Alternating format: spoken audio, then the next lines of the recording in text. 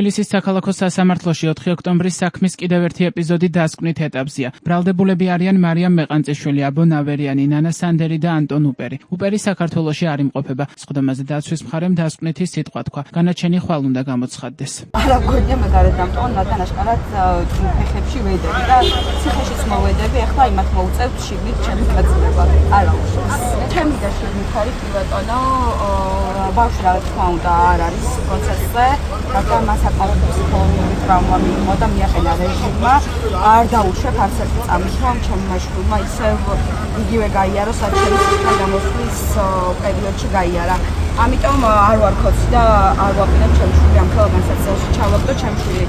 სახლშია ჩემს მშობლებთან ერთად, თუ რამე იცის, რომ დასასვენებლად მივიდივარ ცოტა ხანი, შეგუებული იქნება რამდენიმე წელი თვე ამ სიტუაციას და დარწმუნებული ვარ, ჩემი გისაუბრ თანამებრძოლები ერთი წამით არ დატოვებენ არც ჩემი ოჯახს და არც ჩემი შვილს მარტო. სხდომაზე სიტყვის უფლებით ისარგებლა ბრალდებულმა ნანა სანდერმა და ციხის თანამშრომლები მისი უფლებების დარღვევაში დაადანაშაულა. სანდერს მოსამართლე თამარ მჭედლიშვილმა უთხრა, რომ ის რაზეც საუბრობს, აუცილებლად გამოძიებული უნდა იყოს. მოსამართლის თქმით, შემდგომი რეაგირებისთვის ოქმს შესაბამის უწყებაში გაგზავნის, თუმცა სხვა რამის გაკეთება არ შეუძლია.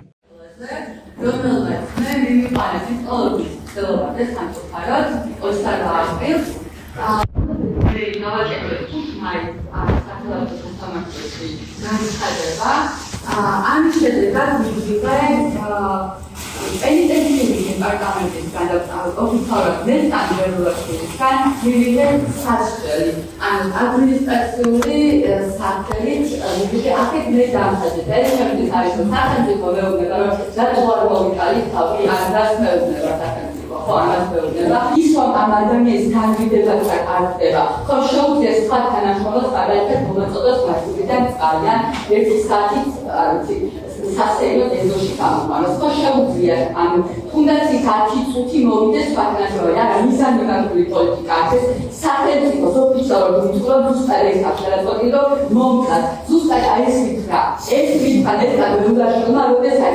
ადამიანს ისევ მე გამხდარა რომ რატო თავი არ მოვიკალი, რას ნიშნავდა და კიდევ ანუ ხორმიანმა ისევ გარეთ აყვანაზე იყო პრობლემა, რომ გარეთ ავდოდა ხაერზე გამოყვანე.